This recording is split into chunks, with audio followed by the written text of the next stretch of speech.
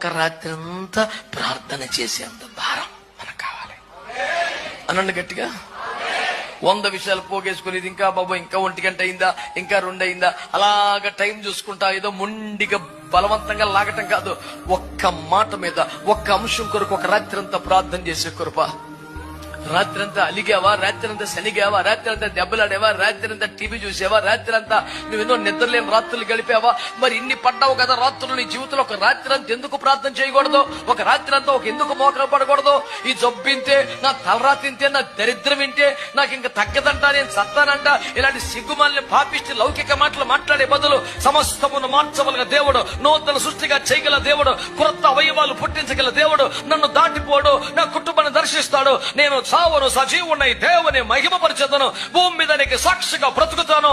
ఈ శాపం, ఈ రుణం, ఈ అప్పు, ఈ సందిగ్ధత, ఈ కొరత, ఈ లోటు తగ్గిపోయే దేవుని కార్యం ఒకటి జరగాలని ఒక